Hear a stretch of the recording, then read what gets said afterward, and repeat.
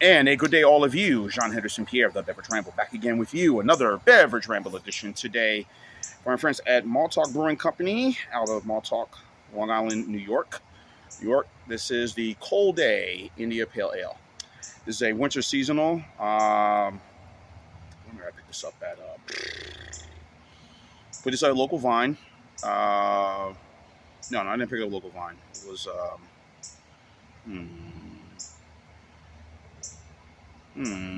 Yes, picked it up at my friends at Total Wine and More.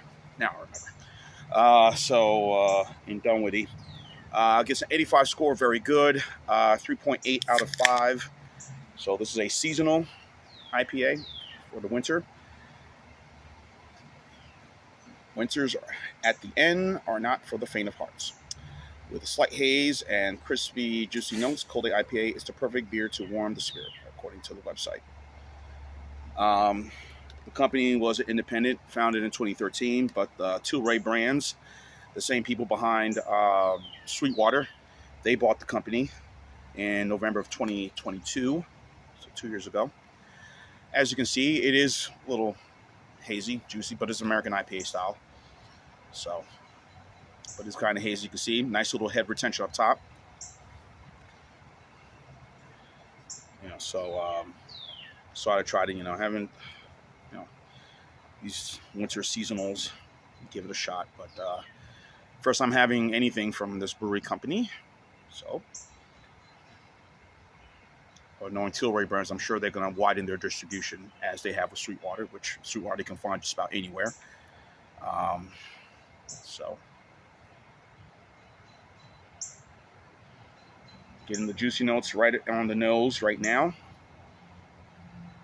You can smell all the citrus and the orange and then definitely the pineapple. More oranges than anything, but all right, let's have at it. Cheers.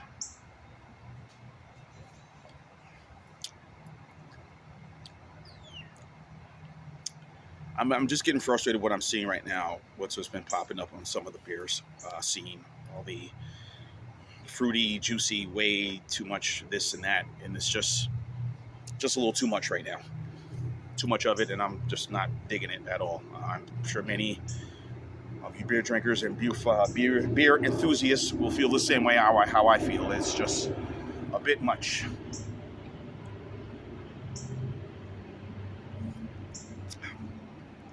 Extremely juicy for sure.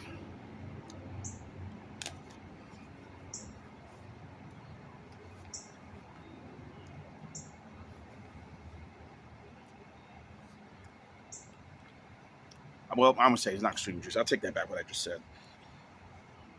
It is not overly fruity, but it is juicy, but not overly juicy. Let's put it that way.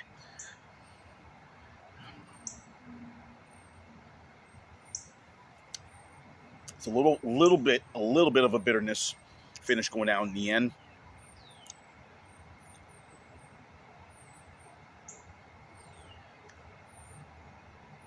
I don't know the type of hops they're using. I'm guessing is maybe some Cascade hops and Centennial.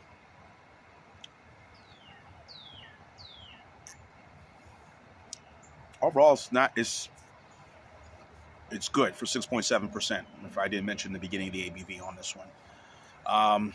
Yeah, I'm just frustrated with what I'm seeing right now because everything that I've had have been, whether it's been from New Belgium, Voodoo Ranger line with some of this way too fruity, juicy this and that, and it's just been, enough already. Just enough. I mean, what's going on here, man? But this is a decent IPA for the style that it has. Tilray Brands is a health food company, and they've done a lot of medicinal stuff, marijuana, whatever, and so when they bought out, when they bought Sweetwater, I believe it was 2021, or it might have been 2019. I'm not sure what the year it was. And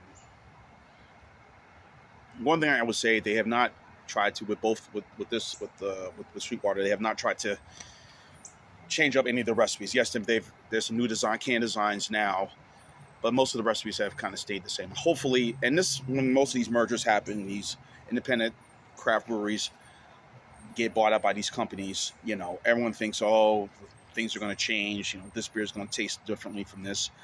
Another beer company from out of Long Island too, Blue Point, which was independent, and now they were bought out by AB InBev. AB InBev bought them, I think, for a little amount of money. I think it was $24 million at the time.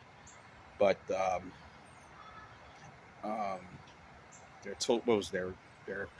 flagship was their lager, which was really good. And haven't seen much of Blue Point recently, which is kind of weird.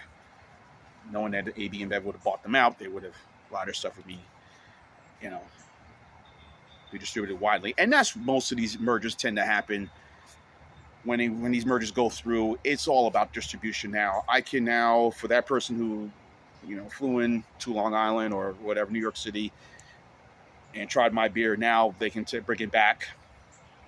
They, you know, now we can sell it in their hometown of Ann Arbor, Michigan, or whatever. Or same with Yards. You know, they fly in and, oh, this is a great beer. Now I can, they bought them out. You know, I can get this here in Memphis, Tennessee, or this place, that place. That's all of this. It's all about widening their distribution.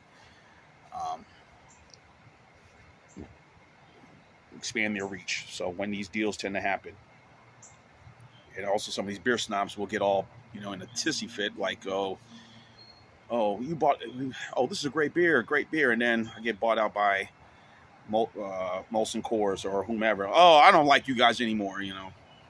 Come on. Oh. You know, it's entrepreneurial spirit, folks, and capitalism. You know, my political views at times tend to be, you know, a certain way. Maybe independent, tend to be more on certain social issues. I'm probably a little more liberal, but finances, I'm a capitalist all the way. Making you money, it's gonna make me money. It's gonna do this and do that. I'm all about that, you know. Capitalism. So I wish they could have a politician where he's half capitalist and half liberal, where social issues and all about, you know, raking in cash. But, you know, those folks don't exist anymore. Lee Iacocca was a really brilliant man, and imagine if he ran for president, if he was still alive today. You know, they wanted him to run. If you ever read his book, you know, they were trying to get him to run, and he would have been I would have voted for him. You know, seemed to be straight down the middle when it comes to policy, you know, fiscal policy. And then, if I do well, you do well. Always the same. If you can find a better car, buy it. But also, social issues, you know, kind of whatever. But anyway, that's just me talking right now. So, blah, blah, blah, blah, blah. Rambling, blah, blah, blah, blah. Rambling on and on. So, I mean, there are other seasonal winter IPAs that I can know that are like this, or just as good. Obviously, first thing comes to mind, Celebration by Sierra Nevada. That's a real good one. Trying to think of something else. No, Accumulation was not.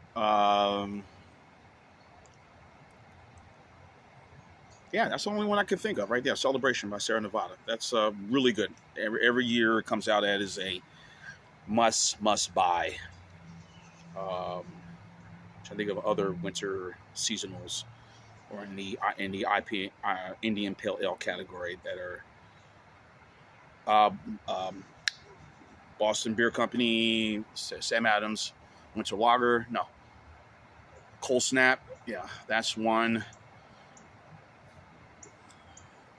So those are the ones I can think of right now offhand, that to my memory, that's good. But so anyway, enough rambling on. I like this a lot. Hopefully I get more of their stuff, hopefully in this area. I'd like to try it. I know they have another IPA. They have a summer ale. So a few others on their stable. So this is a winter seasonal. So I like it. The can was still fresh, so, you know, it's in the can. It wasn't in the bottle, thank goodness. But, you know, But this is definitely another must-buy, must-try again, I should say. And definitely something I could really get my hands on and enjoy.